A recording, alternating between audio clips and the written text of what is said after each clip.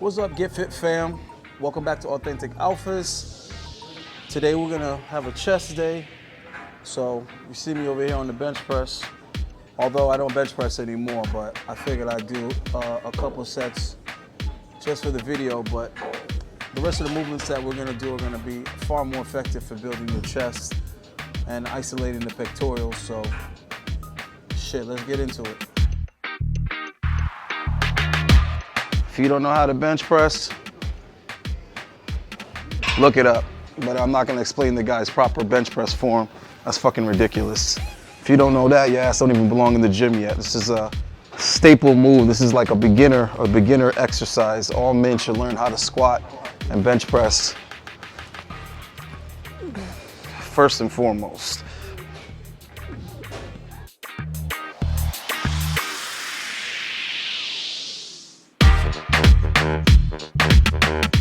Warm-ups at least 20, 25 reps, minimal. If you're doing less than that, it's really not even a warm-up.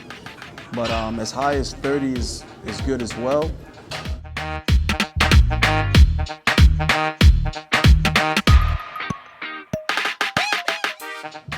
But for warm-ups here, a minimum of 20 reps. This weight feels like nothing to me, but yeah, I don't do all that 315 and up shit anymore.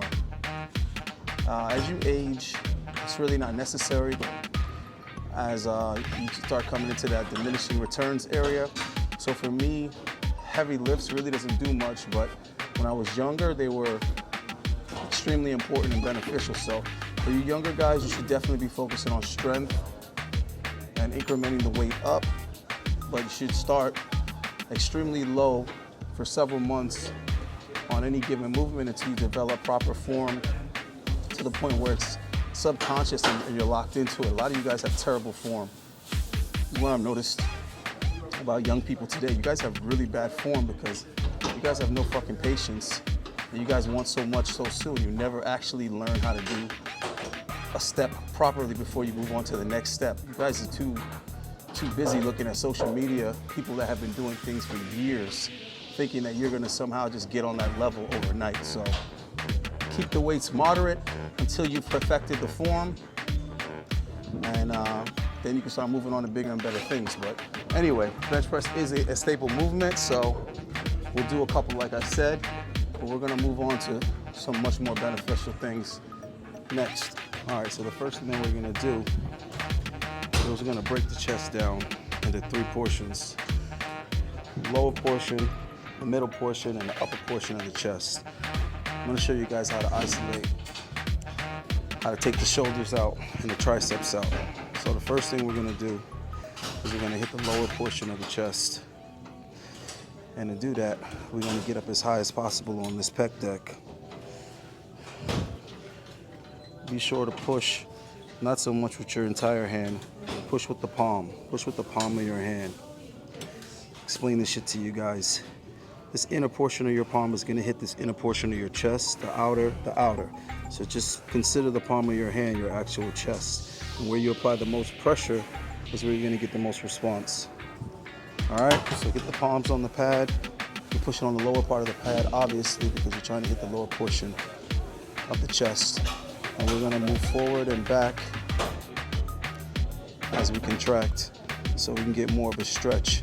If I'm way back here, my arms are behind me, I'm getting more of a stretch. And if I'm back here, when I contract, I'm getting more of a contraction. So just pay attention.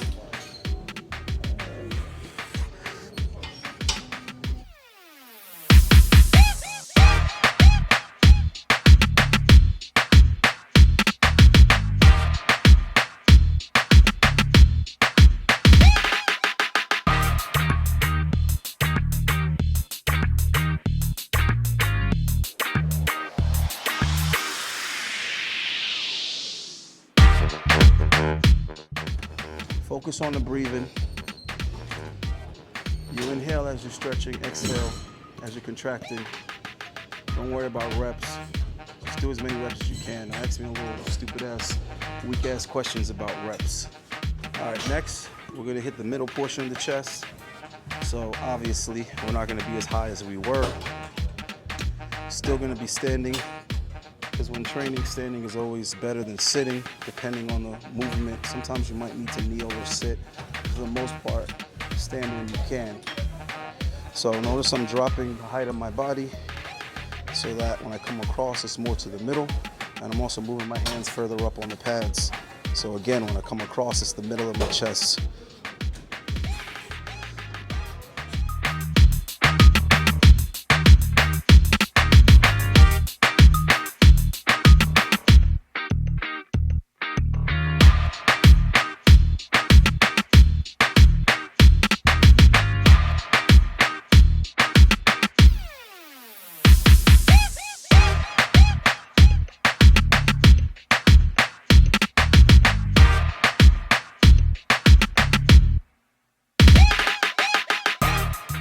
Next, we're going to go ahead and hit the upper portion of the chest.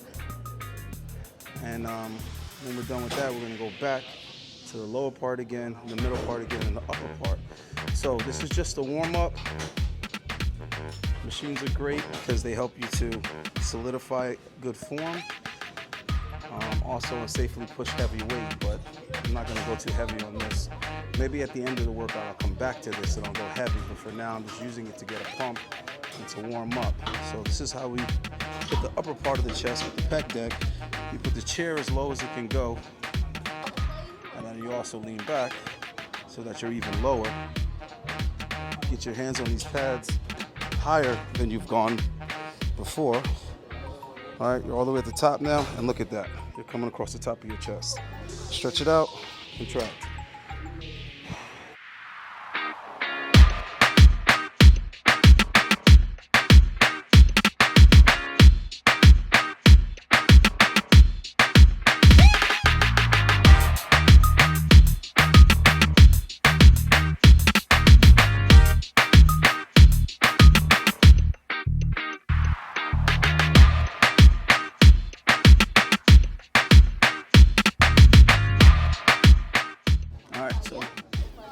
You're gonna do 2 to 3 sets of each, which would be what?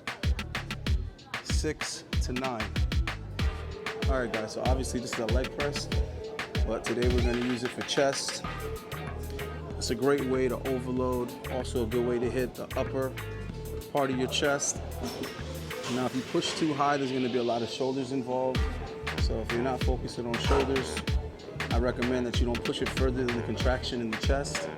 Also, let the sled come down as low as possible so that you can get a good stretch between the pectoral and the anterior delt. For you guys that struggle to push just the sled by itself, honestly, man, you need to get your fucking weight up. Eat some more food, do some more push-ups. But in any event, when you are strong enough to push this sled, it's a great, safe way to build the chest, especially the upper chest. So let's get it.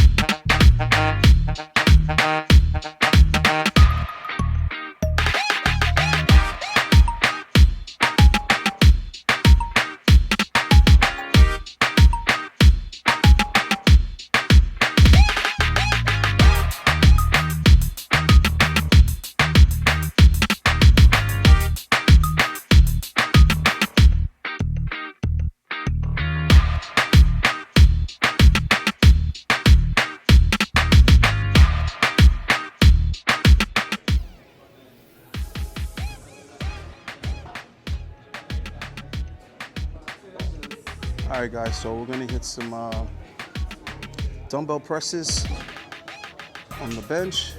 First thing we're gonna do is we're gonna put a plate under the foot end of the bench just to get slight elevation. Trust me, that degree change is gonna make a big difference. So all about putting y'all onto game. Shit that you've never heard before that actually works. So you get this plate under here, make sure it's nice and stable. Boom, bada bing, bada boom. Then we're gonna pick the incline. So you want it to be about here, because any higher and you're way too much into the shoulders. But here is pretty good. And by putting that plate there, you kind of get a different angle than you would if you were to just do this. Although this is a good angle too, but I like to hit it here because I like to get my upper chest popping. All right, guys, so that's what we're gonna do. and I'm gonna start with the 75s. I'm gonna try to get to 100. Let's get it. All right, guys. So we're gonna kill these dumbbell presses. We started with 75 pounds. We're gonna work our way up to 100. Well, God willing. All right, let's get it.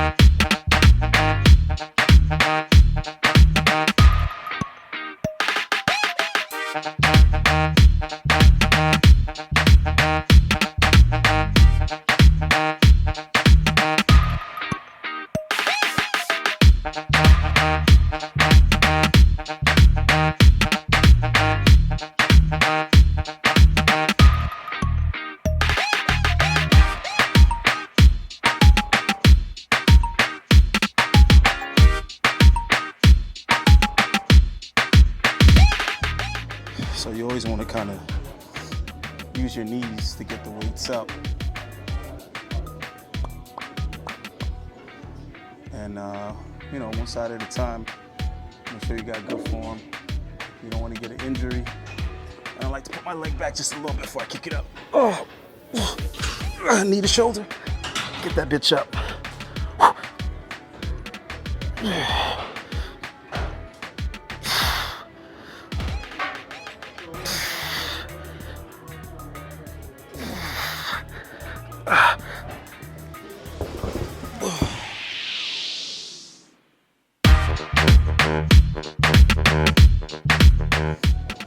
All right, guys, so I was already finished with the movements that I showed you, but this particular gym has a pullover machine, so I'm gonna go ahead and do some pullovers. Why not?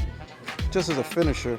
Now, of course, if your gym doesn't have a pullover machine, you can do them manually with a dumbbell, which is usually how it's done.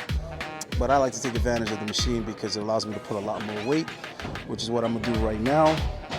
I'm gonna put about 140 pounds on it. So anywhere between 100 to 200 pounds is good for me. I can feel it.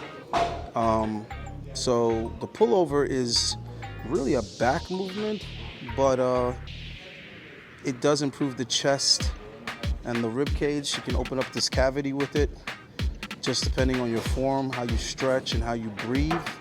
So this was a staple movement in the old school, in the golden era of bodybuilding, when guys were training their bones and their cartilage just as much as their muscles. So that's an art that's been lost.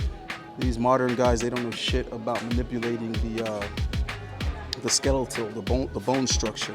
But these are one of actually the key movements. This is probably the most popular movement for manipulating bones.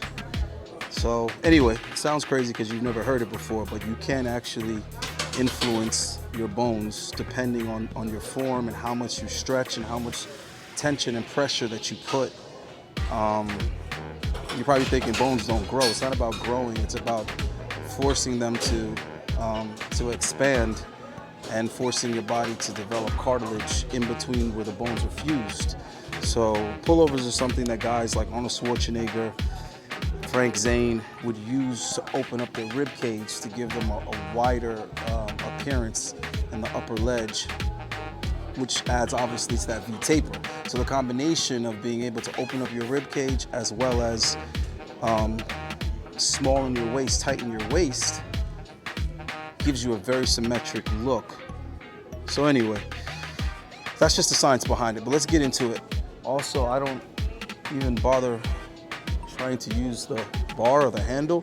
I just focus on using my elbows to make contact. Now see, at this point right here, it's my chest that's flaring. But when I go back here, it's my back that's stretching, and also the beginning of the movement, I'm pulling with my back. But you can contract your chest and pull with your chest.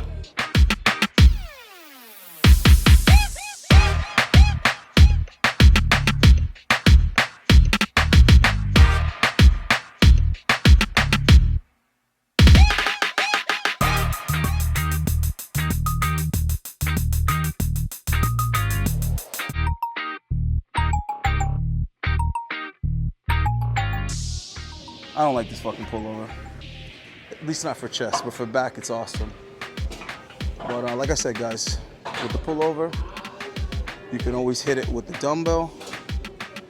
I'm pressed for time, so I don't feel like showing it to you. Maybe in a later video, but they're very effective.